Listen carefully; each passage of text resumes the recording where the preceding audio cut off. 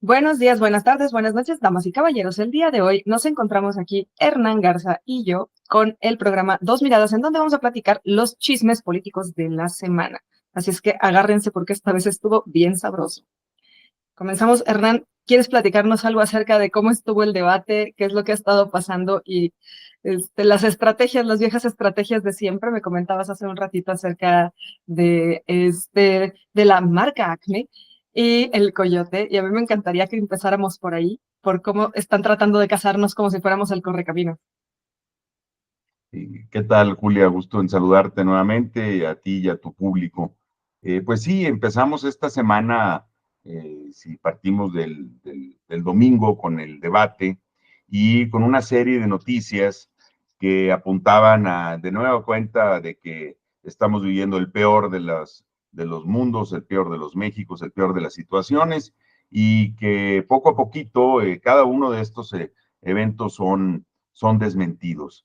No sé si empezar por el obispo emérito de Chilapa y Chilpancingo, que desapareció, y bueno, pues resulta que no estaba muerto, andaba de parranda, pero la conferencia del episcopado mexicano exigía que se entregara a las autoridades, ¿no? Y luego resultó que fue encontrado en un motel, eh, al cual había entrado de manera voluntaria y por su propio pie, acompañado de un hombre, y le habían encontrado rastros de cocaína, una caja de condones y Viagra en el organismo, cocaína y Viagra en el organismo. Entonces, lo que pareciera ser un problema más de esta inseguridad que vivimos, pues resultó ser, pues al contrario, pues un obispo alegre, ¿no?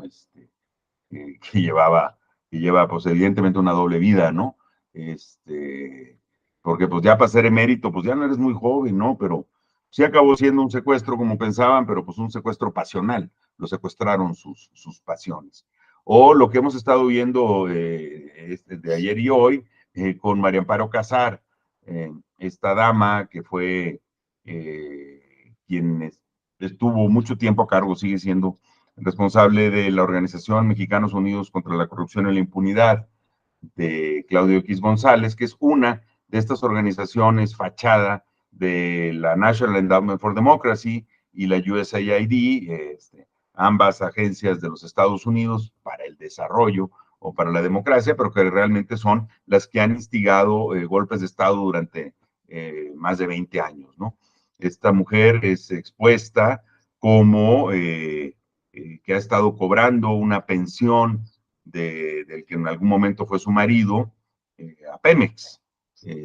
Su marido se arrojó al vacío, pero se las arregló para que se considerara un accidente de trabajo y ha estado cobrando una muy jugosa pensión durante 20 años, porque este hombre se arrojó al vacío en 2004, en una de las torres pequeñas de Pemex. Luego, con esas son suficientemente grandes, ¿no? Para morir de un piso 11, creo, una cosa así, ¿no? O con esta buscadora de personas desaparecidas que se encontró casualmente en la alcaldía de Iztapalapa, lo que parecía ser una fosa clandestina, porque había encontrado unas credenciales de elector y aparentemente restos humanos, pero resultaron ser eh, restos de perro y unas credenciales de lector cuyos titulares fueron localizados vivos, ¿no? O sea, las únicas perdidas eran las credenciales. Entonces, y son cosas que duran menos de 24 horas en que son aclaradas, pero una y otra vez nos quieren hacer sentir que vivimos en miedo, que están las cosas muy mal, y agarran un ejemplo y toda la blogósfera de conservadores se montan en eso y dicen, miren, aquí está la prueba de que en realidad, aunque todos estamos mejor, nos está yendo muy mal y nos va a ir peor, ¿no? Entonces, les dura muy poquito, o sea, son como estas trampas que quiere poner el coyote para atrapar el correcaminos y que falla, la tecnología ACME falla en el momento crucial, pero también implica que el correcaminos se anticipa a la jugada del coyote. Son tres casos que salen ahorita, pero pues ha sido toda la campaña de esta forma. No sé cómo lo ves tú, Julio.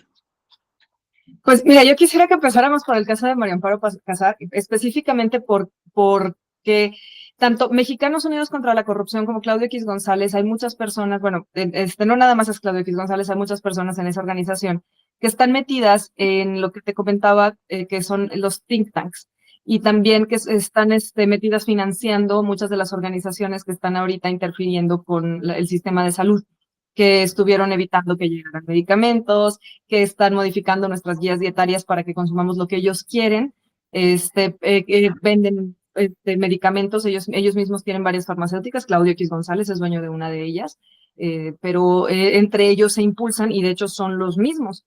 Entre ellos se dan respaldo, se ayudan, hay muchos hospitales incluso, que te estaba comentando hace rato, que están ahorita impulsando y vendiendo mucho la idea de que nos tenemos que hacer cirugías bariátricas para bajar de peso.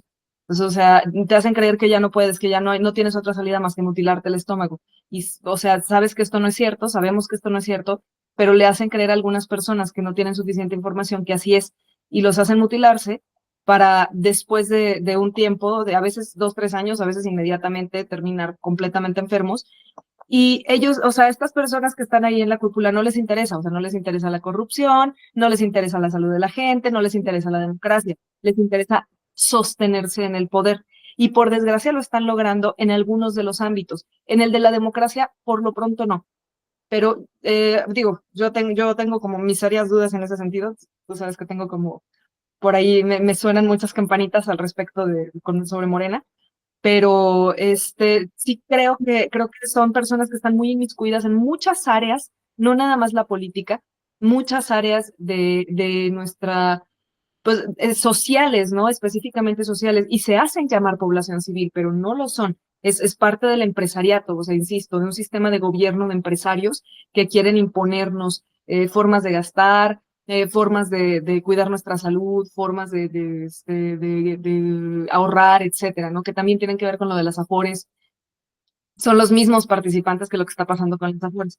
Entonces yo quisiera que empezáramos, si nos puedes platicar tú un poquito de contexto, tú que le sabes más a eso, sobre lo que pasó con María Amparo Casar y qué fue lo que habló el presidente, el quemón que le dio y todo lo que pasó. Estuvo bueno el chisme esta semana. Bueno, claro que sí, Julia. Vámonos con una organización previa a Mexicanos Unidos contra la Corrupción y la Impunidad, también gestionada por Claudio X González, que se llama Mexicanos Primero. Mexicanos Primero fue la que estuvo durante varios años creando las condiciones para la reforma educativa, que fue una de las reformas que pasaron con el Pacto por México, cuando el Enrique Peña Nieto anuncia su programa de gobierno un día antes de tomar posesión, o sea, un día antes del 1 de diciembre de 2012, en el que hace una alianza con la cúpula de los partidos derrotados, de la cúpula del PAN y la cúpula del PRD. Eso se llamó el Pacto por México y su propósito fue sacar una serie de reformas estructurales, les llamaron, que incluía una reforma energética, incluía una reforma a los esquemas de competencia, de hecho hubo una reforma en telecomunicaciones, porque pues, teníamos dos grandes oligopolios ahí, el de las telecomunicaciones, casi monopolio, ¿no? Y el de la radiodifusión, donde estaban las televisoras. Y también de ahí vino la reforma educativa. Entonces, Mexicanos Primero estuvo calentando, digamos, la plaza. Ellos fueron los que estuvieron detrás del dichoso documental de Panzazo. Pero, y ya después de que se criticó mucho la calidad educativa, se le puso el dedo al sindicato y dijo, el problema son los profesores sindicalizados. Entonces, la reforma educativa realmente fue una reforma laboral disfrazada de reforma educativa que buscaba minar por completo al sindicato de maestros, poderoso sindicato y uno de los sindicatos más grandes. Esta estrategia que viene mucho de la prueba PISA y que ahorita también está sonando mucho, porque la verdad la prueba PISA no funciona. Tiene ya varios años que hasta el mejor país sus niños están bajando su desempeño. De esto a raíz de la pandemia. Entonces, la prueba ya no sabes qué mide, porque entre más la pruebas, más mal te sale, ¿no? Entonces, en algún momento sirvió para medir algo que hoy no sabemos qué es, muy probablemente la capacidad de atención de los jóvenes en el mundo por los dispositivos móviles ya impide que mejores en la prueba PISA, entonces, ¿para qué andas correteando una prueba que cada vez te sale peor? Pues porque hay negocio ahí detrás, ¿no? Pearson se ha dedicado a hacer estas pruebas, pero además se utilizan esas pruebas para descalificar a los maestros. Y en vez de que preocuparse por atender las necesidades del niño, ellos están preocupados por salir bien en su propia prueba y que sus niños salgan bien. Entonces se convierte en la mejor manera de desarticular el sistema educativo, para privatizarlo. O sea, eso es lo que está de fondo. Y es exactamente lo mismo que hay detrás de las campañas que en su tiempo estuvo en Estados Unidos promoviendo Bill Gates, ¿no? Regalándoles computadoras a las escuelas y con su software y bla, bla, bla. Pero realmente estuvieron también detrás del sindicato de los maestros de Estados Unidos, que es también, curiosamente, el sindicato más grande que todavía existe en Estados Unidos. Están los de los artistas, están los trabajadores de la industria automotriz, hay todavía muchos sindicatos, aunque no les gusta hablar mucho de ellos. Entonces, por ahí empezaron con la reforma educativa. Luego se fueron con Mexicanos Unidos contra la Corrupción y la Impunidad, creando esta organización fachada que es la que decía quién es corrupto y quién no es corrupto. Entonces, la señora María Amparo Casar, ella decía, como titular de esa organización fondeada por la National Endowment for Democracy y por la USAID, agencias de los Estados Unidos, dónde había corrupción y dónde no había corrupción. Jamás se dio cuenta de los actos de corrupción que ella cometió, ¿no?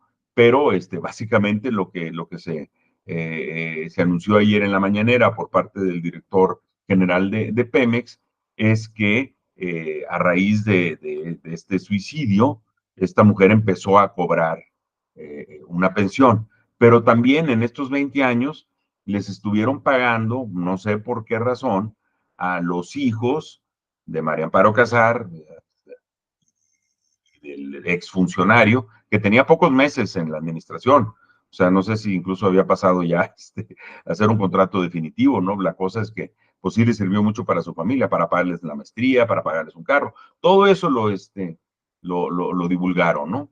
Entonces, pues que esta mujer que dirige la organización insignia de Claudio X González pues, contra la corrupción, pues ella ha estado viviendo de una pensión que muy probablemente no le tocaba. Este hecho ya lo había relatado en su libro Gracias el presidente, pero no habíamos sabido en estos 20 años de que alguien más se hubiera quejado hasta ahora, que aparentemente le cortan ya la pensión, la señora se queja, Pemex se la corta, la señora se queja, y entonces, pero ¿de qué se queja, señora, si mide todo esto? Y de hecho ya se inició la investigación y se presentaron las denuncias para los funcionarios que de manera expedita tramitaron esta pensión. Hubo otra gestión que también la relata en el libro del presidente, pero esta no necesariamente está ligada con Pemex, sino con la Procuraduría, para que se buscara decretar que había sido un accidente y no un suicidio. Pero eso no tuvo que ver con la pensión, tuvo que ver con probablemente un seguro que ha de haber cobrado, pero ese es otro tema. ¿Y quién fue el que participó ahí como enlace? Héctor Aguilar Camín, eso lo dice el presidente, estoy citándolo, yo no tengo esa información, pero lo cita en su libro Gracias, buscó a Bernardo Batis que era el procurador, para que lo ayudara a gestionar, pues, oye, pues, está muerto, hombre, nomás que pues, por aquí cobramos seguro y por acá no. Entonces fue el que estuvo ahí de gestor. Él es el director de la revista Nexos y es uno de los, pues digamos, de los profetas del neoliberalismo, ¿no? Que ha acompañado durante todos estos 30 y pico de años, promoviendo estas ideas de cómo debemos de ser mejor los mexicanos, privatizando, rescatando a las empresas, manteniendo los salarios bajos, o sea, todos los pilares, estos dogmas del neoliberalismo, Héctor Aguilar Camín a través de su revista y a través de sus mismas publicaciones y todas las fueron defendiendo, pero también pues era gestor de trámites para viudas en desgracia, ¿no? Muy, muy interesante. En ese entonces, María Amparo Casar trabajaba para Santiago Krill, que era el secretario de gobernación de Vicente Fox. Estamos hablando del sexenio de Fox. Por ahí viene, ¿no? Entonces, esto es lo que sabemos. Ahora, tocas el tema de la alimentación. Y otro de los temas que ha pasado esta semana es que una autonombrada comisión independiente acaba de presentar un reporte de 400 y pico de páginas en donde dice básicamente que el doctor López Gatell hizo todo mal, que nos salieron las cosas muy mal y que se murió mucha gente que no se ha muerto por el manejo de la gestión. Es bien importante ver quiénes están dentro de esta comisión independiente y por qué se lanzan en contra de un funcionario que fue el que promovió la Ley General de Alimentación Adecuada y Sustentable, que ya es ley, que busca crear ecosistemas de alimentación-producción para poder quitarnos de los alimentos ultraprocesados. Entonces se están yendo con todo contra el doctor Hugo López Gatell a través de esta organización que pues no hay ningún virólogo. Está por ahí, creo que el que fue secretario de salud con Fox, Julio Frank, no sé si José Narro, pero se les olvidó en ese reporte de 400 y pico de páginas un detallito que cuando nos sorprendió la pandemia, México estaba con uno de los peores índices en obesidad y diabetes e hipertensión derivados de la alimentación con estos ultraprocesados. Y de hecho, uno de ellos, José Narro, que era secretario de Salud en 2016, decretó una epidemia por diabetes mellitus en México. O sea, ya la habíamos decretado y en ese reporte se les olvidó ese pequeño detalle, ¿no? Claramente está demostrado el número de muertes que ocurrieron en México desproporcionadas a otros países del mundo fue por la condición de salud de los mexicanos derivado de esta estrategia de ponernos alimentos ultraprocesados, venenosos y que además te truquean el gusto para que te sobrealimentes, ¿no? Entonces, todos estos, están los mismos, o sea, ahorita si quieres repasamos la lista de honorables personas, está hasta un subsecretario de Educación, Carlos Mancera, y muy, muy serio baile eso, subsecretario de Educación con Cedillo, ¿no? Y ahora también anda es comisionado independiente del manejo de la salud.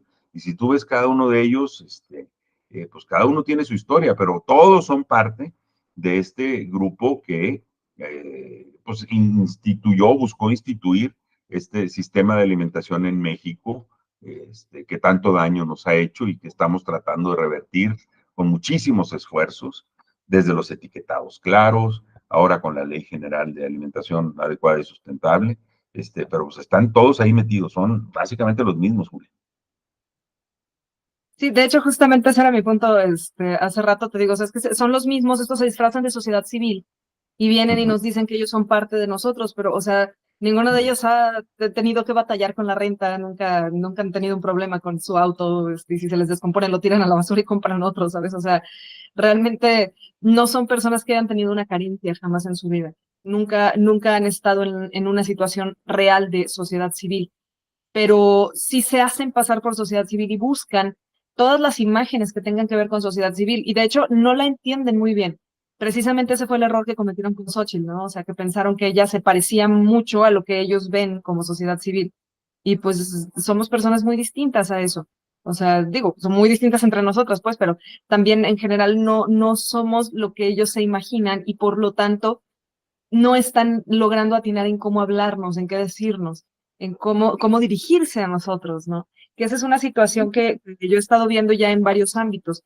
Y una de las cosas que más me llama la atención aquí es que a Hugo López Gatell específicamente han estado denostando su imagen, han estado hablando mal de él, han estado metiéndole traspiés, metiéndole trampas constantemente. Todo el tiempo están tratando de bajarlo. Incluso le hicieron un mote, ¿no? El doctor muerte. Y pues a mí me da mucha risa y digo, es que no se están dando cuenta o se están dando cuenta y quieren desviar la mirada, porque fíjate, o sea, en el documental en el de la mafia de las batas blancas, ahí lo comento, que hay un organismo, el FunSalud, que tiene una alianza con el TEC de Monterrey, se llama TEC Salud. El TEC Salud hizo algunos documentales que se llaman algo así como México, ay, no me acuerdo, pero habla acerca justamente de la salud, la obesidad, la diabetes, migrañas, dolores de articulaciones y otras cosas, como muy general, problemas gástricos y la madre, ¿no? Como cosas que están ahorita haciendo pandemia. Y una de las cosas que a mí más me llamó la atención de ese documental, y lo puse justamente, es que una de las doctoras dice, ah, sí, las dietas altas en carbohidratos hicieron mucho daño. Y al final dice, pero comer productos ultraprocesados es muy rico. O sea, no se atreven a decir, abandónalos por completo porque son peligrosos. Te están diciendo, ay, síguelos comiendo, que sea el 20% de tu alimentación. Oye, no, es que el 20% es demasiado, sobre todo para una persona que ya está enferma, ¿no?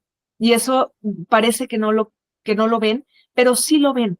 Simple y sencillamente se están escudando detrás del hay que medirnos, detrás del poquito, detrás del hay que ser flexibles, o sea, como si el azúcar no fuera altamente adictiva, como si no estuvieran poniéndonos cosas en los productos que hacen que comamos de más y ya le han vendido esta idea a la población. Déjame decirte, hace como un año hice un video en el que explicaba yo, no es tu culpa tener sobrepeso. O sea, no es tu culpa que te hayan envenenado, que te hayan puesto productos, sustancias altamente adictivas como el glutamato monosódico, como algunas otras cosas en tus productos, sino que pues están hackeando el sistema prácticamente. Y la gran mayoría de los comentarios, Hernán, de verdad, yo estoy hablando de 80% a lo mejor de los comentarios, me decían que claro que es tu culpa estar enfermo, claro que es tu culpa estar gordo, claro que eres tú eres el que decide. Pero cuando uno ha sido adicto a los carbohidratos, sabes que no es así. O sea, yo me recuperé por mi voluntad, sí, pero ¿era mi culpa estar así? No, definitivamente no. Yo creí en ellos. Y muchos de nosotros creímos en ellos, creímos que podíamos moderarnos, creímos que la moderación, que el conteo calórico, que el mantenerlo en el 10 o en el 20% era suficiente, cuando no lo es. O sea, tú te empiezas con el 5% y caes en el abismo porque es una adicción. O sea, ellos saben cómo provocar adicciones porque saben cómo hackear justamente la zona del cerebro que hace que sigas consumiendo. Y entonces son las mismas personas. Y ahí yo una de las cosas que les digo en el documental es, yo veo muy involucrado al Diablo Fernández en esto. Él está muy calladito y detrás de la cortina, pero ahí anda. Y es uno de los primeros que está apoyando justamente esas organizaciones y esos think tankers que están promoviendo todas estas cosas y que se están disfrazando como organizaciones civiles o como librepensadores o como personas que no pertenecen a una organización en específico, cuando en realidad sí pertenecen y han pertenecido desde hace mucho tiempo. Y lo mismo que me decías hace rato, es que son los mismos de toda la vida, además, o sea, tienen muchos años haciendo esto. Sí, a ver, FunSalud ya fue denunciada públicamente por un documental que se llama El peor de los mundos. Ese fue liberado hace un poco más de un año. Alejandro Calvillo estuvo detrás de él, y lo que te narra es cómo las diferentes empresas de alimentos ultraprocesados como la Nestlé, entre otras, capturaron el FunSalud para tergiversar los reportes de la Organización Mundial de la Salud. Ese es un documental que puede accederse en YouTube, y se liberó el año pasado, y ya lo trae muy, muy claro. Acaba de salir otro documental en Estados Unidos, que es la segunda parte de uno que hace 15 años se llevó el Emmy al mejor documental, Food Inc. Entonces hicieron Food Inc. 2. Food Inc. que tiene la imagen, es una vaca con un código de barras. Food Inc. 2, después de 15 años de ver cómo se ha querido luchar, después de la denuncia que se logró, cómo, en qué se podía avanzar y en qué no. Y trae uno de los últimos hallazgos, y es sobre los sabores artificiales, que son los que te hackean el gusto. Por eso la persona, entre más refrescos de dieta come, más come, porque nuestros años de evolución nos llevaron a determinar que cierto tipo de sabores era que los que te creaban la saciedad, y no, y lo que hace esto es que te truquea tu sistema para seguir consumiendo. Entonces, te daña el sistema de, por ejemplo, la sensibilización a la saciedad, y no es de que te tomes mucho más refresco, no, lo que pasa es que ya te lo dañó, y entonces de lo que tienes a la mano es lo que comes, ¿no? Entonces, eso también ya está muy bien documentado, Julia. Yo creo que vale la pena que en tus, pongan las ligas a estos en tu video, en tu documental de las batas blancas, ¿no? Fooding 1, Fooding 2, del peor de los mundos. Y recientemente publicó The Guardian otra investigación sobre Nestlé.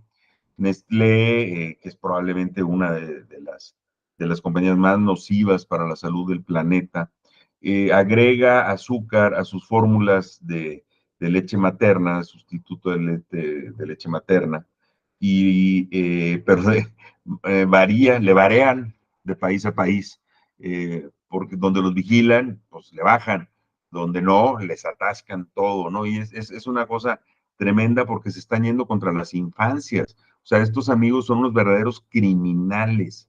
Están atentando contra las generaciones siguientes, haciéndolos adictos al azúcar y lo hacen donde pueden. Te descuidas tantito y te ensartan, o sea, es tremendo.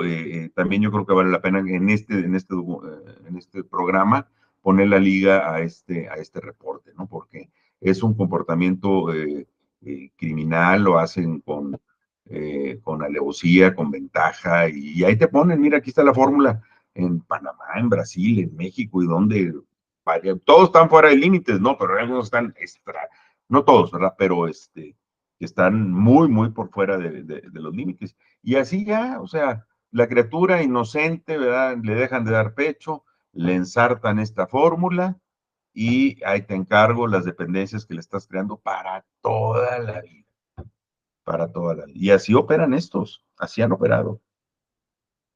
Sí, de hecho, fíjate que en ese, justamente en el documental, y esto te va a llamar mucho la atención, sale Gilberto Calvillo Vives, en el de la mafia de las batas blancas, porque precisamente él es uno de los directivos más altos de Funsalud. Mm. Fue No, el exdirector de Fobaproa. Alejandro Calvillo, él está en el poder del consumidor y ha sido uno de los Ah, que no, estuvo. no, no, no, no, no, me refiero a Gilberto Calvillo Vives, el del Fobaproa. Ah, ya. No lo Si lo ubico. ubicas, no Ahí lo no. ubicas. Ok, bueno, él fue director del Fobaproa Ujú. y fue precisamente uno de los que participó en convertir lo que era el Ficorca en el Fobaproa. De hecho, Órale, más bien era director del Ficorca antes de que se convirtiera en Fobaproa. ya. Ajá, Pero el y bueno, FICORCA era el Fondo de Cobertura Cambiaria. ajá, Eh, eh, se me sí que es hace que una, estás hablando del IPAB. pues mira, lo que yo encontré es que el fondo de cobertura cambiaria es una cosa que se hace a nivel mundial y que se hace de diferente forma en varios países, pero en México lo modificaron y lo convirtieron en el FOBAPROA y ahí fue como desaparecieron todo el dinero. Mm. No estoy No lo segura. desaparecieron, lo convirtieron, lo hicieron deuda pública, ¿no? La deuda de los bancos. O sea, el gobierno federal rescata a los bancos y en vez de quitarle la propiedad de los bancos, se voltea y hace que todos paguemos el rescate bancario. Entonces fue un rescate eh, de una empresa privada por parte del público en general. Sí, Y el FICORCA era el fondo de cobertura cambiaria, y ese lo según que yo te sí. permitía era utilizar, comprar dólares baratos para traer materias primas y con la exportación cubrir por ellos. Y eso fue a raíz de la crisis del 82. Ese es y fue un fideicomiso que administró el Banco de México. De hecho, uno de los operadores que anduvo en las empresas allá en Monterrey, viendo cómo aficorcarse, porque hasta se convirtió ya en ¿qué es eso? Es un adjetivo. Este, Fue Ernesto Cedillo, que era ahí un oscuro funcionario de Banco de México, que luego acabó de presidente de la República. Pero Sí, pues ese fue el Corca. Pero bueno, yo creo que nos desviamos aquí un poquito. sí, bueno, perdón, nada más te quiero hacer un comentario. A mí me da mucha risa de pronto los nutricionistas me dicen, es que no sabes nada de nutrición. Y yo, no, ustedes no saben nada de política. Y por eso creen que saben de nutrición. Porque precisamente todo está invadido por esa misma gente y si se pones a investigar, son los mismos. Perdóname. Ahora sí. Sí, no te apures. El reporte lo publicó The Guardian el 17 de abril, o sea, este, Y lo que dice el reporte es que Nestlé le agrega azúcar a la leche infantil que venden en los países más pobres. Entonces, pues sí, niños y pobres, ¿no? Ujú. Lindísimos. Sí, pues es que es abusar Cerelac, de los más Fusilón, vulnerables. y violando todas las recomendaciones, Mm. dirigidos a los niños. ¿Por qué no los niños, no? Igual que los israelíes en Gaza, ¿no? La mitad de las víctimas han sido menores de edad. Sí, pues es que a final de cuentas aquí justamente no hay no hay criterio y no hay vergüenza. Y aquí el objetivo de ellos es sacar dinero, o sea, y no parece que entiendan el daño que le están haciendo a la humanidad. No parece que ellos se reconozcan como parte de la humanidad. Parece que piensan que ellos y sus familias son intocables y son diferentes. Es lo que parece que piensan. Así actúan. O sea, no sé qué piensen, se hacen guajes solos, cómo logren ocultarse esa realidad, ¿no? Porque, pues, tontos no son. Y yo creo que en algún momento de su vida se van a dejar de engañar ellos mismos y se verán en un espejo y probablemente lo que vean sea horrible, ¿no? Espero que sí. Porque, qué bárbaros. Sí, no tienen llenadera. No, Entonces, no así están operando ahorita, o sea, esta comisión independiente, autonombrada, ¿no? Publicó ya su reporte, y dice que todo está mal y que nadie hace nada, y que miren no sé qué, y todo esto, de nuevo, son las trampas del coyote que el Correcaminos, digo, las sacan todas han salido todas estas en la campaña, ¿no? Bueno, ataques a la embajada en Ecuador, o sea, cosas que no pasan normalmente. ¿Tú sabes a qué se le conoce como la sorpresa de octubre? No, En las elecciones en Estados Unidos son en noviembre. Entonces, la sorpresa de octubre se le conoce como algún evento extraordinario que ocurre justo antes de las elecciones que puede llegar a definir una elección. Uno de los más sonados fue cuando estaba por la reelección Jimmy Carter, eh, lo que contra el 80, contra Ronald Reagan. En ese entonces hubo una crisis porque habían secuestrado en Irán a personal de la embajada americana y aparentemente habían estado haciendo las cosas del Departamento de Estado de Carter para liberar en octubre a los rehenes. Sin embargo, su contraparte del lado republicano, pues la sorpresa que dieron fue que impidieron la sorpresa de octubre.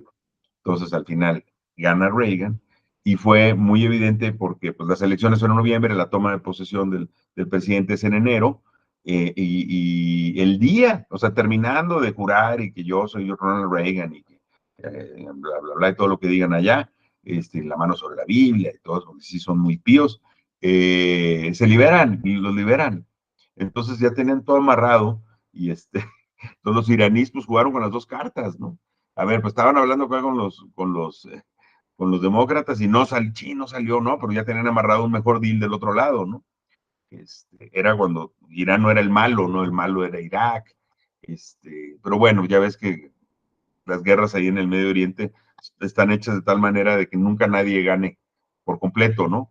Entonces a veces te conviene que gane uno y a veces te conviene que gane el otro y que suba el precio del petróleo, que baje el precio del petróleo. Así nos han traído, ¿no?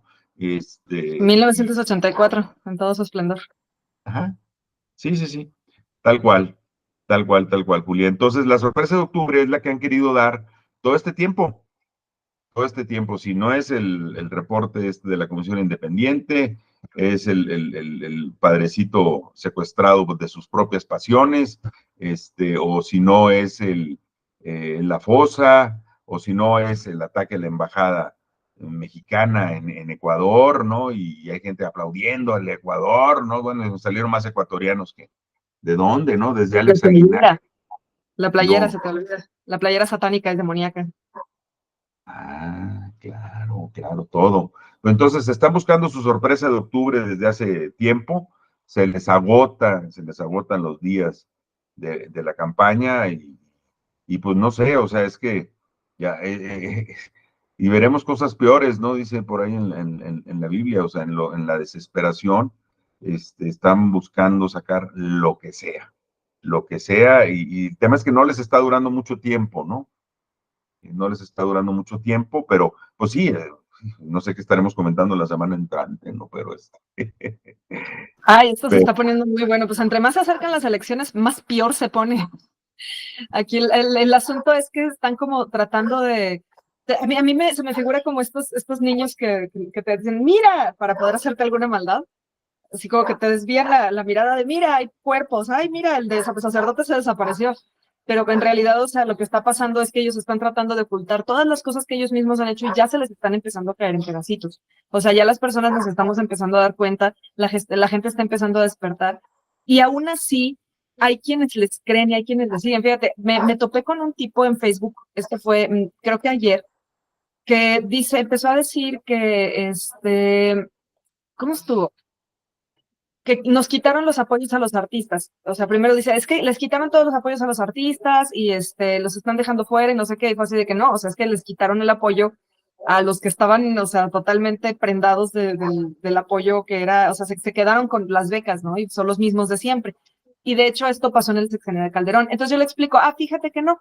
En realidad en el sexenio de Calderón fue cuando nos quitaron los apoyos. O sea, nosotros hasta que llegó Calderón estábamos recibiendo buenos apoyos. Antes de eso todavía teníamos apoyos estatales, apoyos municipales, apoyos federales para producciones artísticas, recibíamos becas, recibíamos constantemente, y era nada más de gestionarlas y era todo. No era tan difícil. Pero de repente llega Calderón y determinadas élites en cada ciudad, en cada estado, se quedaron con el poder de las instituciones culturales. Incluso esas mismas personas, muchos de ellos salieron como acosadores por allá del 2000, déjame ver, como en 2018 o 2019, uno de los directores de teatro que justamente que se quedó con los apoyos y becas y que se los lograron quitar ahora con López Obrador, creo que por ahí del 2017 o 2018 llegó un chisme de que se había estado acosando chavitas, ¿no? Y yo tuve un conflicto muy fuerte con él porque pues era, o sea, él quería que las cosas se hicieran así y así y así, y ya como era el sexenio de Calderón, o sea, ya no había forma de hacerlo diferente, entonces nos quitó nosotros teníamos un espacio y nos lo quitó porque no hice las cosas como él se le dieron la gana. Entonces, bueno, yo soy muy rebelde, la verdad. Me meto en problemas a cada rato. De hecho, a partir de ahí mis amigos me agarraron a carrillas y de que, ay, por eso nos corren de los coloquios y no sé qué. Pero, ya de cualquier cosa que hacía. Pero, o sea, a mí me llamó como mucho la atención que después ellos mismos, y no nada más ellos, sino mucha gente de aquí, por ejemplo, de aquí de la comunidad saltillense, gente de Guanajuato, de Querétaro, de Mérida, empezaron a ganarse esos apoyos culturales, pero o sea, eran la élite.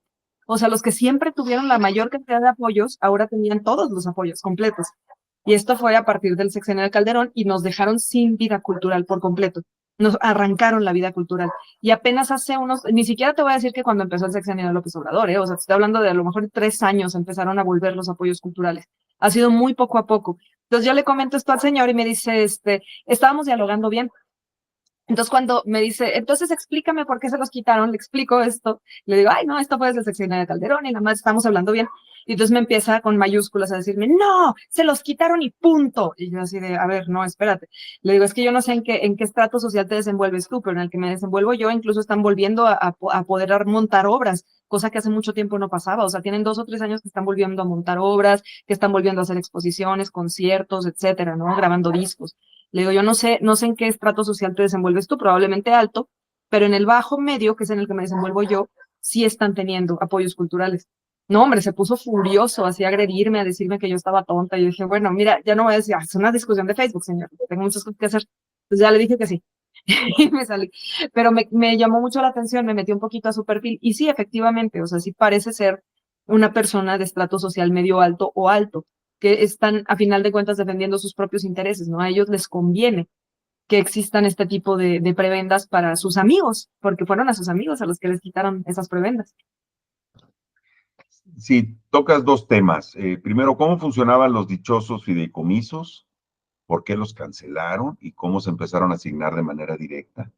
Y tocas también a un tema súper interesante, que es cómo funciona la mente reaccionaria. Claramente este interlocutor que tuviste en Facebook es un reaccionario y la historia de la reacción es interesantísima. Hace poco y a raíz primero del auge del movimiento del Tea Party en el 2011 en Estados Unidos, que era un grupo así de ultraderecha que precede al auge de Donald Trump. En ese entonces lo encabezaba una mujer que era gobernadora de Alaska, Sarah Palin, que si tú escuchabas hablar lo que decía, no le entendías. O sea, eran como puras frases cohete, que las ligaba una con otra, o sea, no era sujeto predicado, voy a hacer, no, no, no. Libertad, respeto, libre mercado, o sea, puras ideas así las iba soltando. Muy raro. Trump, por eso ha tenido más éxito, porque es mucho más articulado. Pero lo que creo que vale la pena ahondar ahorita es cómo funciona la mente reaccionaria y de dónde viene la mente reaccionaria. La reacción se le conoce como aquellas acciones que tienen o respuestas que tienen las personas que tienen privilegios, las personas que tienen un estatus social alto, las personas que tienen cierto prestigio social cuando se sienten amenazados. Y sus reacciones son muy variadas y son muy efectivas. El primer reaccionario, el primero que analizó esto, fue un tipo de apellido Burke en Inglaterra. Ay, te estoy hablando de finales del siglo XVIII, es decir, cuando la Revolución Francesa le mocha la cabeza al rey, se escandalizan porque la mente reaccionaria está muy apropiada en las élites, que están acostumbrados a que hay un orden, y el orden es que está Dios, el rey, la aristocracia, la corte, la iglesia, el ejército, en su momento pues fueron los señores feudales, luego fueron los comerciantes, ¿no? O sea, se han ido abriendo un poquito, pero todo funciona una jerarquía.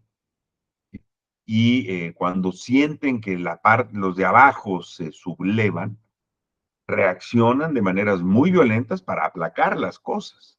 Y esto ha ocurrido desde la Revolución Francesa hasta Donald Trump. Lo que estamos viendo en México con con el fenómeno de la izquierda, ¿no? Que viene desde Cárdenas y luego le pasa la estafeta a López Obrador y ahorita que se la está pasando a Claudia Sheinbaum, es que la reacción está buscando de maneras muy, muy violentas oponerse a que pues se empodere la gente. Y lo hacen desde el miedo y luego empiezan a generar efectos muy populistas. Acusan de populista al gobierno, pero luego cuando ves las propuestas que trae ahorita la señora Xochitl, la ingeniera Xochitl Gálvez, pues son más populistas y además insostenibles, ¿no? De lo que acusan, pero les encanta acusarte de lo que ellos se ven, o sea, es una proyección. Pero así funcionan las mentes reaccionarias. Son violentas, no son analíticas, no les gusta verse reflejados, porque además operan desde el miedo y sus respuestas son muy variadas. Ejemplos hay muchos, por ejemplo, en Chile. En Chile, con el golpe de Estado de Pinochet, eh, ¿qué hizo, ¿qué hizo Allende? Pues metió un montón de reformas y si bien había ganado las elecciones y tenía legitimidad para hacerlo, pues no había ganado con más allá del 30-40% del voto popular. Entonces el tamaño de las reformas era grande y cómo operaron, ya estuvo metida la CIA, fue metiéndole miedo a las clases medias, que no las estaba afectando, pero les metieron miedo y decirles que te va a ir re mal. O sea, esto va a ser comunismo, porque como ya privatizó, ya estatizó a la compañía de telecomunicaciones, al rato se va a ir contigo que tienes una pequeña parcela donde produces vino, etc. Entonces, esta gente se asustó tremendamente y fue la que apoyó el golpe de Estado, entre otros, ¿no? Claro que estuvo la CIA y todo, ¿no? Pero hubo un apoyo popular en las clases medias que se sentían muy, muy amenazadas. Entonces te dicen es que Chile estaba dividido, pues sí, estaba dividido, pero pues, ricos había pocos, ¿no? Y pobres muchos. Pero entonces no eran divididos 50-50, ¿no? Sin embargo, los otros tenían más voz y tenían más miedo y reaccionaron así. Lo mismo ocurrió en la Italia fascista. cuando regresan los soldados de la Primera Guerra Mundial, eran campesinos los que mandaron y les empezaron a apoyar fuertemente, se empezaron a organizar ellos entre sí con cooperativas y generó eso mucho miedo en los que no habían ido a la guerra, que eran los dueños de la tierra. Entonces los otros organizados estaban creciendo, entonces ellos son los que contratan a estas, a estos grupos mercenarios que son los que luego aglutina Mussolini, ¿no? Entonces, ¿y qué fue? Gente asustada que dijeron, no, es que estos ya se organizaron y ya están poniéndose de acuerdo para comprar y vender entre ellos, ¿no? Entonces, pues yo ya no puedo vivir de la comunidad, pero el soldado que había llegado de haberse jugado la vida en la Primera Guerra Mundial y que recibe el apoyo de su gobierno para el que luchó, pues iba por buen camino y eso acabó también en el desastre fascista. De hecho, fue antes que llega al poder Mussolini que Hitler, ¿no?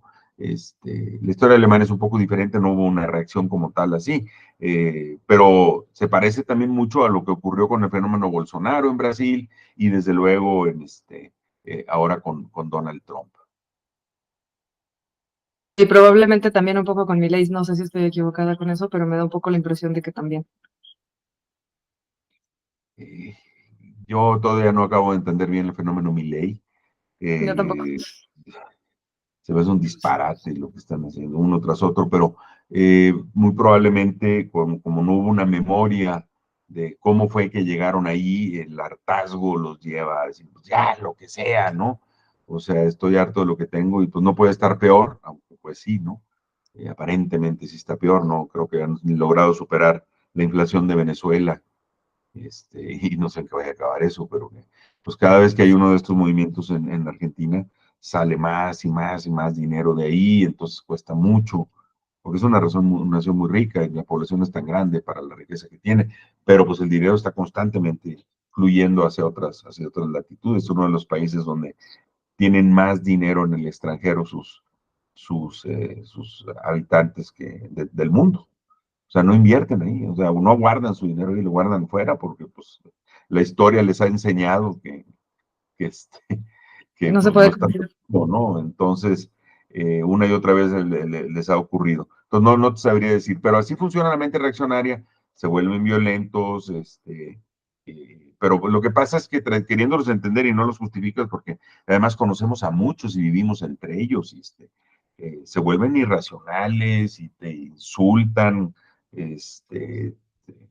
te agreden, te menosprecian, no le dan validez a tus comentarios porque luego te etiquetan y van y te dicen chairo, luego, ¿no? Como, bueno, entonces, a ver, ¿me quieres escuchar o ya de plano me descalificaste, ¿no? O qué argumento traes aparte de decirme que soy así como dices que soy, como para seguir conversando, ¿no? Si no, pues hablamos de otra cosa, ¿no? Sí, La no, pues verdad es es que puro ad hominem. De hecho, eso que me estás diciendo ahorita que lo estoy pensando es justamente uno de los comunes denominadores que he tenido con mis debates con veganos, que es más o menos lo mismo. O sea, hace unos días un vegano me hizo un video, no lo he visto, yo creo que no lo voy a ver, a menos que, no sé, de repente para reaccionar o algo, pero sí hacen más o menos lo mismo. O sea, vienen y te dicen sus argumentos y cuando tú estás diciéndoles, tumbándoles uno por uno, este argumento no, aquel no, aquel no, aquel no, y les das tus razones y tus argumentos bien fundados, entonces empiezan, es que tú no tienes ética, es que tú no tienes moral, es que tú eres una mala persona, ¿no? A mí me dijeron que era una mierda de persona por lo que hago, ¿no? Y yo así de que es que amor, o sea, yo mato de verdad muchos menos animales, muchísimos menos animales al año que tú, además por los plantillos de soya, por los plantillos de las cosas que comes, ¿no? Pero no lo entienden porque porque están reaccionando, no están poniéndose a pensar, y ya esto es una mentalidad que yo de manera personal sí considero que de pronto es hasta tonta. O sea, ellos mismos no tienen la consideración de mantener un debate, es puro ad hominem que le dicen, ¿no? El puro ad hominem, hombre de paja que le dicen, según yo, así se llama.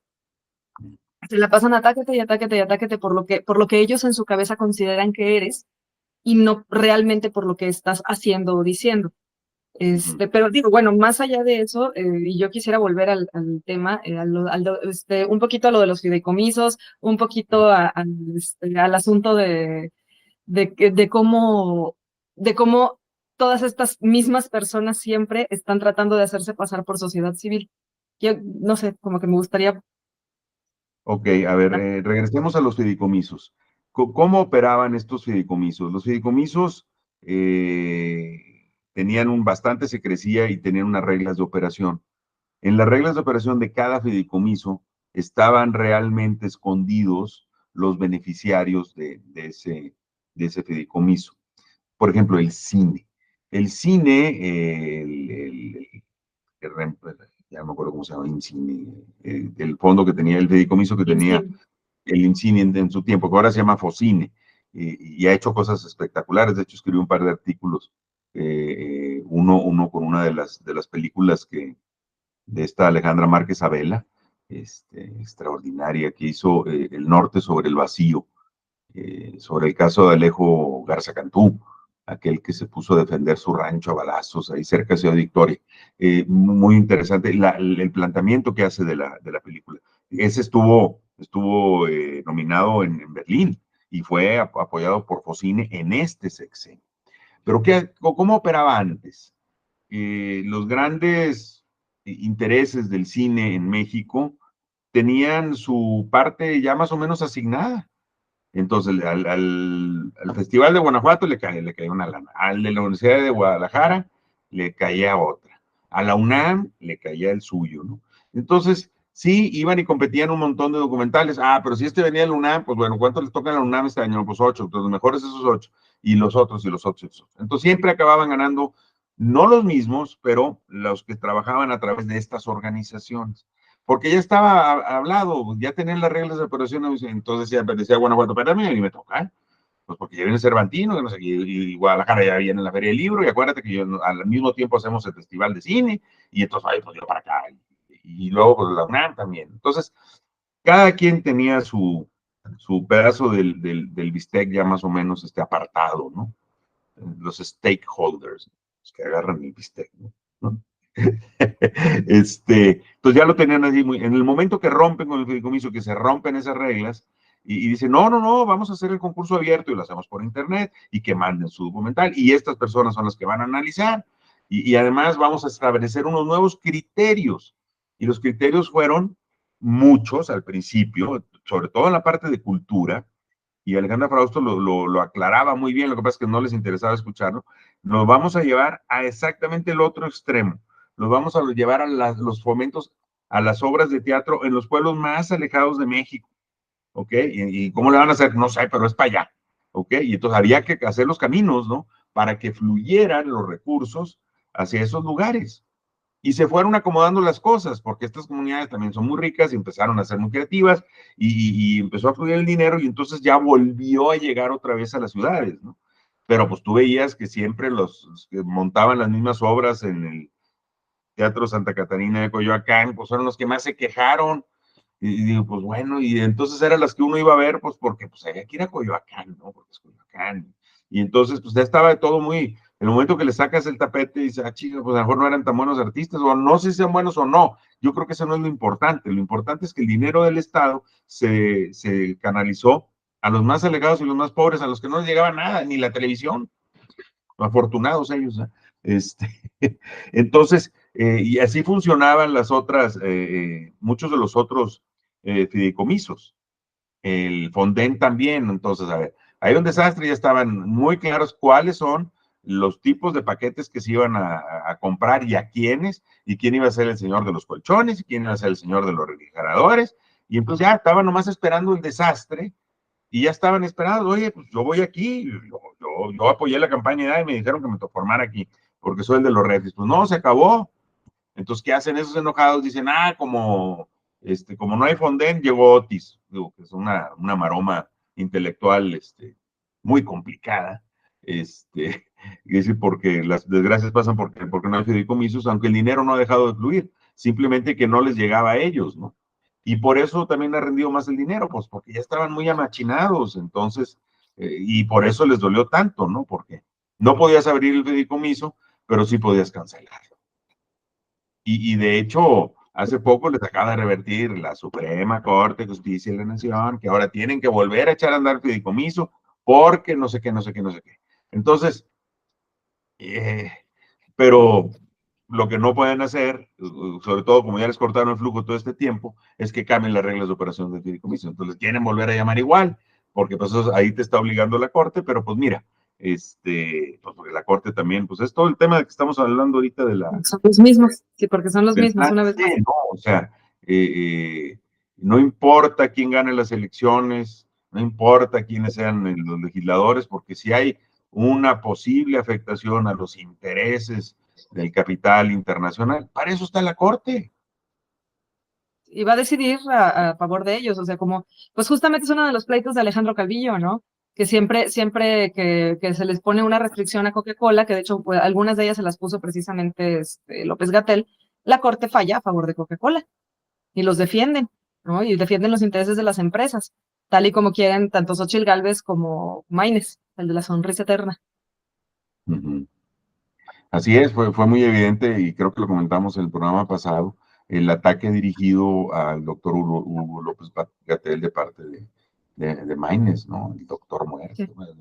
No lo iba a decir, que lo dije. Eso va pagado, eso va pagado. Yo sí, a mí se me hace un excelente nombre, el Doctor Muerte, ¿sabes? Como que se me hace que él debería adoptarlo. Si yo fuera él, lo adoptaría. Pero no entiendo por qué no lo hace. Al final de cuentas, él tiene una imagen que no es disruptiva. Yo tengo una imagen no es disruptiva y me da lo mismo. Pero sí me parece que, de hecho, a mí no me parece mal llamarle el Doctor Muerte, o sea, o que le llamen el Doctor Muerte, se me hace un nombre hasta bonito como de supervillano, pero es justamente ese es el asunto, o sea, es que quieren convertir todo esto como en una farsa supervillanesca, en donde ellos son los superhéroes, nosotros los supervillanos, la gente de izquierda son los malos y ellos son los buenos, ¿no? Y es una vez más, incluso, por ejemplo, toda esta imagen de Movimiento Ciudadano, en el que hicieron el asunto de poner como la figura tipo Batman. ¿Cómo se llamaba este señor? El doctor, de hecho es doctor. Harfush. Eh, ajá, creo. ¿Harfush? No, Harfush, Sí, sí, sí. Sí fue ¿sí? Harfush, ¿no? El que sacaron con la batiseñal, ¿no? Sí, que salieron así, o sea, que salió así como que todopoderoso y no sé quién fue, no me acuerdo quién fue, pero tuvieron ahí una campaña que yo dije, ay, no manches, ¿en serio? Y es que parece que viven en una fantasía, o sea, sí parece. Da toda la impresión de que están viviendo una fantasía en donde hay supervillanos y superhéroes y todos somos o blanco o negro y no existen tonos y no existen dimensiones, ¿no? Somos unidimensionales todos. Eh, Sí, pero eso tiene su razón de ser, Julia, en que quieren controlar la reacción, o sea, quieren provocar la reacción de la gente. Entonces, la Claro. manera de que las clases medias tengan miedo es que se sientan amenazadas, de que van a perder lo suyo, y para lo cual han sido, pues hasta ahorita bastante incapaces, ¿no?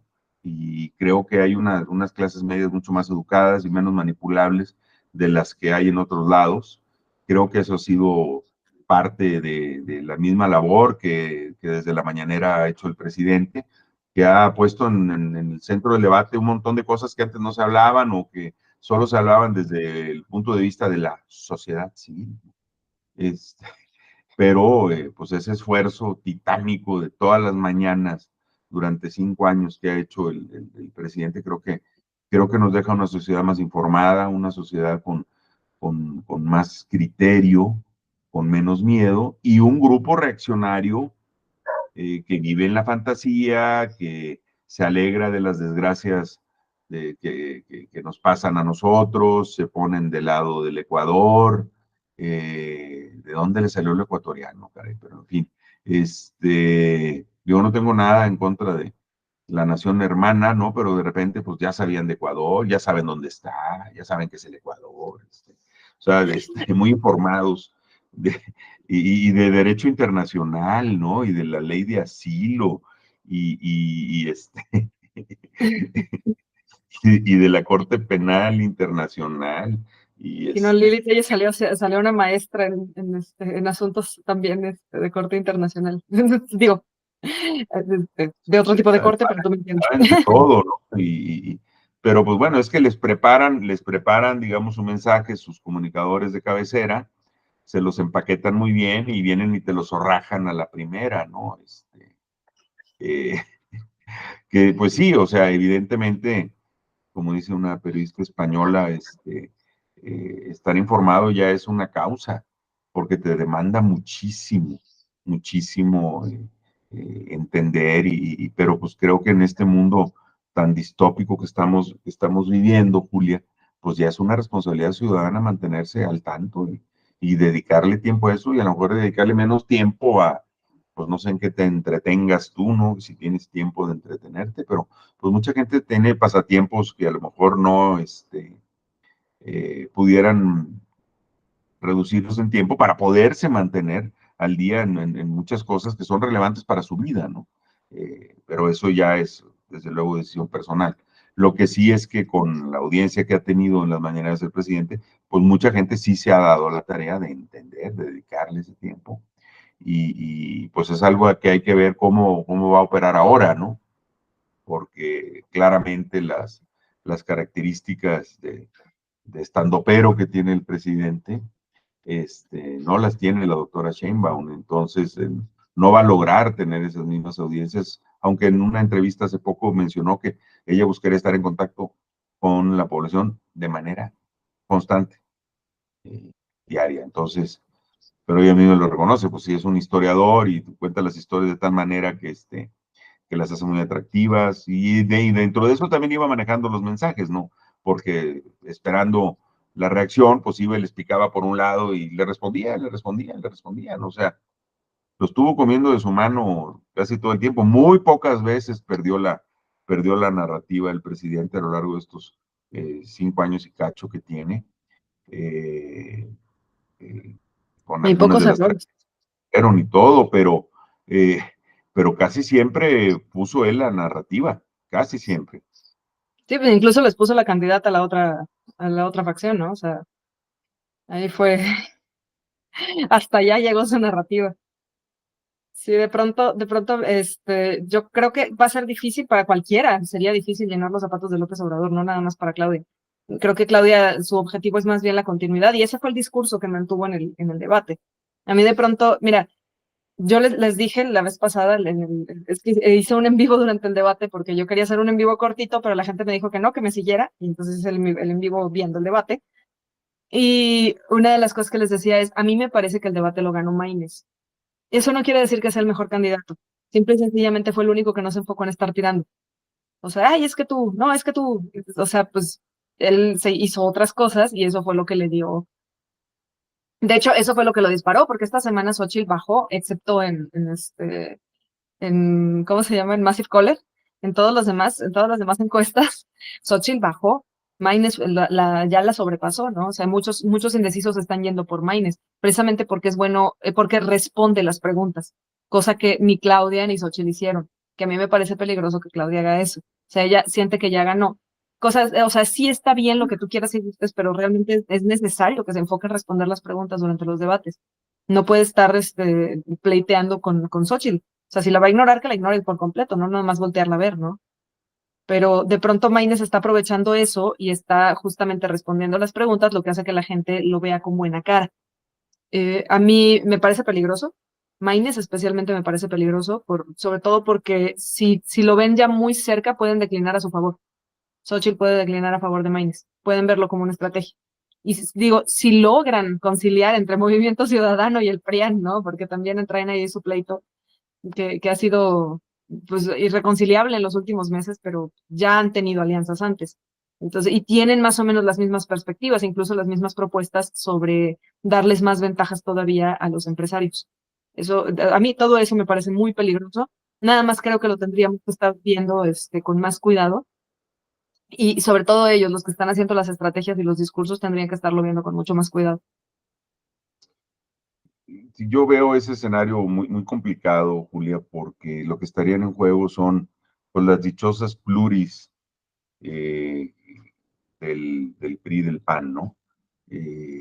Estarían dispuestos a sacrificar a Xochitl por sus pluris, desde luego. Yo creo que pues está haciendo un papel así de, pues mira, no le bajes y aférrate a tu base y darles a ellos lo que necesitan para que piensen que ahora estás más sólida y todo, ¿no?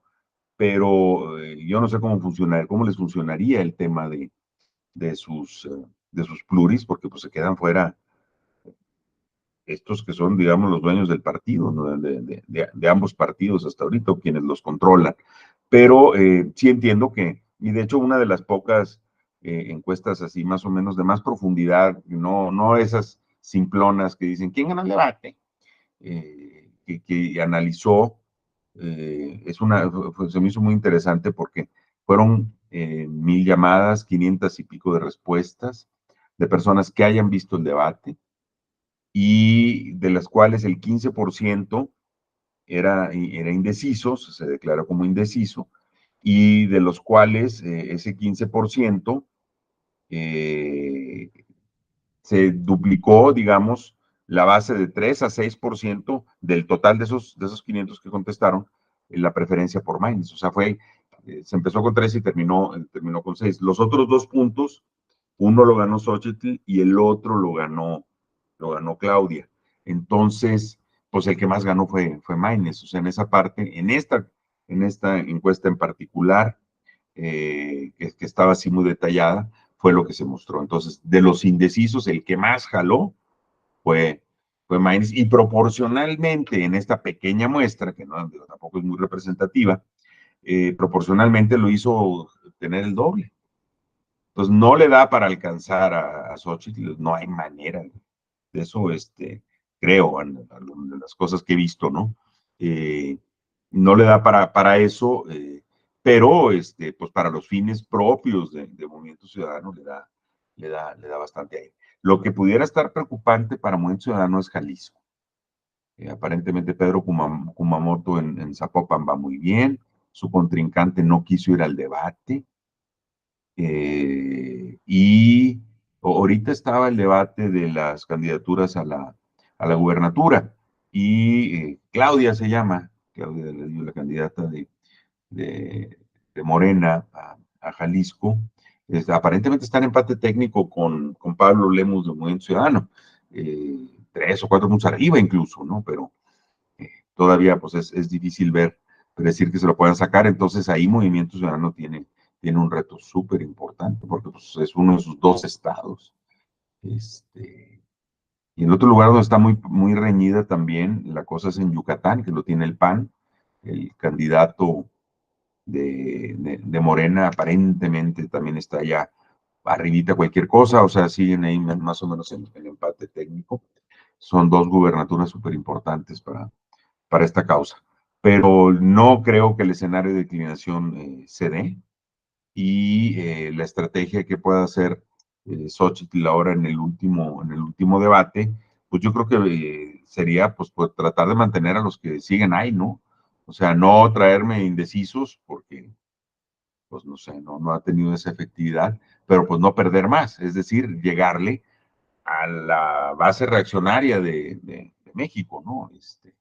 A ese core que en mucho tiempo estuvo identificado con los odiadores del presidente y de los cuales también se ha venido reduciendo, como lo hemos visto, ¿no? Las encuestas de gente que desaprueba su gestión ha ido baje y baje y baje conforme avanzan los años dentro del sexenio, ¿no? Su base no la perdió, y pues esa yo creo la gran diferencia de las elecciones del 18, que ahí estaba el beneficio de la duda y el carisma del presidente, y obviamente todo lo que se dedicaron a desprestigiar a Peña Nieto, aquellos con los que había hecho el pacto por México, porque ya no le quiso seguir y entonces se le fueron encima, ¿no? Lo acabó con una aprobación bajísima.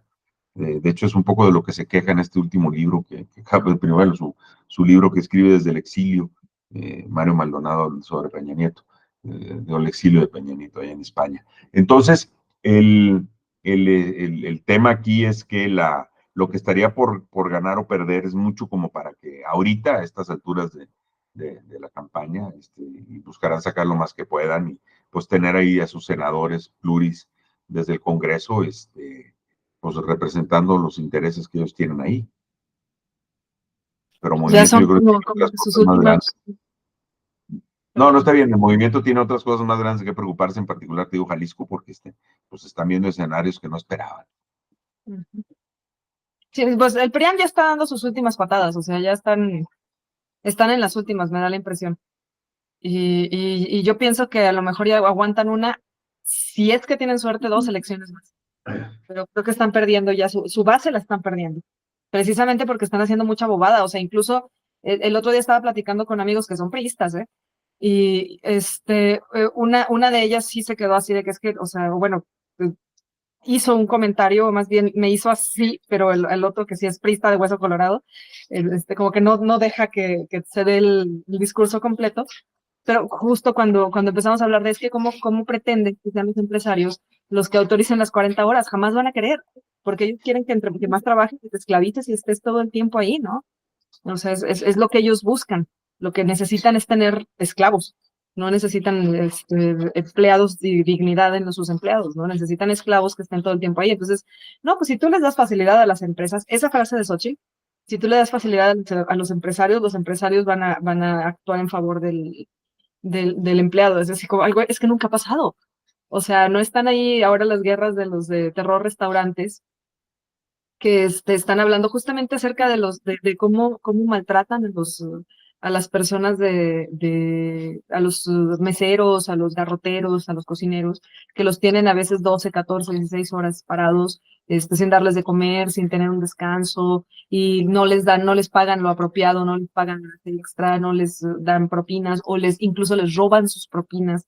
Además de que no les pagan, les roban sus propinas, ¿no? Y hacen muchos actos ilegales, ¿no? Y tú los ves y andan viajando por Europa, los dueños de esos restaurantes, pero no les quieren pagar suficiente a sus empleados. Siempre se ha sabido, o sea, ellos no van a ceder sus viajes por Europa para que tú tengas un mejor sueldo digno para poder comprarle algo un poquito mejor a tu familia de comer. Pues la verdad es que fue un disparate, y es como el de almacenar agua en el lago de Texcoco, ¿no? O sea, es que para la ingeniera, yo como ingeniero que soy, pues sí me ofende, ¿no? O sea, que quiera decir que como ingeniera eso es lo que tiene que hacer. Pues claro, luego pones una planta desalinizadora y pues ya se arregló el problema, ¿no? Bueno, y, el- Que no y lo funciona que no así, amiga. cuesta, lo que cueste, ¿quién lo paga, no? O sea, es que la verdad es que con eso de privatizar es lo mismo, ¿no? Pues privatiza, al cabo no lo voy a pagar yo, ¿no? Porque yo lo que voy a hacer es lana, ¿no? Sí. Entonces, pues es bien difícil desde el Estado dar servicios básicos a la población en un esquema en el que no estás para hacer negocios, sino estás para garantizar un derecho. Es mucho más difícil que hacer un negocio donde tienes socios y puedes impactar al que quieras, al consumidor, al accionista, como lo hizo Trump mucho tiempo, ¿no? Porque pues al final no pierdes más allá que el capital invertido. Ujú. Este, y un funcionario público que hace mal su trabajo pierde su patrimonio completo y puede perder hasta la libertad, ¿no? Entonces es bien fácil, me gusta usarlo, pero andar hociconeando, ¿no? Que dando los servicios privados se puede resolver los problemas. Pues no. Entonces, pues sí, la verdad fue un disparate más, que revela quién es, revela cómo piensa y, y, y cómo piensan los que la pusieron ahí, ¿no? O sea, eh, pues sí, es muy, muy lamentable que pues gente se tenga que tragar mucho orgullo y mucho orgullo de clase y teniendo que apoyarla, ¿no? O sea, algo de Sí, ternura, porque pues los he sí. oído hablar de las personas que tienen el perfil de la candidata de otra manera, ¿no? Y de repente, dices, órale, ahora la transformación ha hecho maravillas en tu persona. De hecho, Lo que sí ha hecho, lo que sí ha hecho, es que ahora en todos los lados se está hablando de esto, Julia. O sea, eso es una buena noticia, aunque tengan ideas raras, aunque tengan que ocultar su clasismo y su racismo y seguir adelante con esa narrativa de que es Xochitl, que se esté hablando de esto, porque pues eso eleva, digamos, la conciencia política, ¿no? Y ya no son los medios distrayendo a la población, porque pues ahorita la población está metida en esto, está muy politizada, y eso creo que a la larga es otro legado del presidente que solo deberán de agradecer las nuevas generaciones, cuando entiendan el esfuerzo que implicó y las que se jugó con esto, ¿no? Por su convicción, ¿no? O sea, es impresionante lo que ha logrado, con esto. Y sí, la reacción ahí ha estado y seguirá y tendremos que seguir viviendo con ellos porque pues son parte de nuestra sociedad, ¿no? Por eso funcionan las jerarquías, por eso funcionan estas instituciones verticales, porque le dan una certeza a personas y eso es también un rasgo psicológico, ¿eh? O sea, ¿de qué te sirve saber que hay un Dios que todo lo ve y luego está el rey y luego están las instituciones? Es una falsa seguridad porque pues, sabes que te vas a morir y eso a mucha gente los pone mal, entonces se amarran de lo que tienen y a sentirse superiores a otros. Esa jerarquía permite ver al otro hacia abajo. Entonces, cuando ves que se levanta, es por eso se ponen tan agresivos. Espérate, yo ya tenía mi lugar aquí. El que es el rey, el que es el líder, el empresario, el rico, etcétera, yo estoy cerquita de él. Me ve, me conoce y a ti no te conoce. Entonces yo me separo de ti porque estoy ligado a ¿no? Y aunque esto implique, pues no sé, cualquiera que sea la fuente de su fortuna o de su poder, estar subyugado a él, lo acepto porque me da tranquilidad y porque además me permite separarme de los que yo considero inferiores. Y entonces, pero por eso la reacción es tremenda, porque de momento se empiezan a levantar y dicen, no, espérate, pues, ¿dónde está? Hay un orden y esto está desordenado, igualados, o sea, ¿cuántas expresiones Igualado, tenemos? sí, sí, sí, sí. Y, Altaneros. sí, altanero, ¿cómo se pone a mi nivel, no? O Ya. sea, si yo lo conocí y él andaba en combi, ¿no? O sea, y Sí, ahora, no, hasta una de las frases que más he escuchado yo en esos estratos es hasta entre perros hay razas. Uy, pues perdón, ¿no? Fíjate, del debate pasado, perdóname, ya por último, ya para cerrar, te digo como un comentario al pie, que estaba justo viendo el debate y una persona me dice, ay, Julita, te quiero mucho y me gusta mucho tu contenido y me caes muy bien, pero es que si gana Claudia, y yo no entiendo por qué siguen cayendo en esta. Si gana Claudia, vamos a estar como Venezuela. Y yo dije, ¿en serio? Porque entonces por fin voy a tener mi cinturita y mis chichotas. Porque, o sea, es que estuvieron diciendo lo mismo cuando estaba López Obrador de contendiente, de candidato. Y me acuerdo mucho que mi ex suegra me decía justamente eso, es que nos van a llenar la casa, lo que te decía la vez pasada, yo estoy esperando a mis hondureños todavía, este, nos van a llenar la casa vamos a tener que compartir nuestras casas con otros y nuestras propiedades las van a dividir y nos van a quitar y nos van a hacer y nos van a decir y nos van a dejar. Y jamás pasó, ¿no? Ni siquiera se intentó porque no era parte del plan. No era algo que se estuviera buscando, pero ellos piensan que sí. Y eso a mí me llama mucho la atención cómo siguen cayendo. Y yo ya me pregunto si en serio están cayendo o más bien les conviene creer en esa narrativa para poder seguir tomando las decisiones que toman justificadamente. sí, y creo que cae perfectamente en la descripción de la reacción de la que hablaba. O sea, es Sí, meterles miedo y contarles esas historias. Y que viene, bueno, esto de meter gente a tu casa, pues son las historias del comunismo, de cuando Stalin le dio la vuelta a la tortilla y al esquema feudal que vivió Rusia, etcétera. Pero déjame darte otro punto de vista sobre de meter gente en tu casa.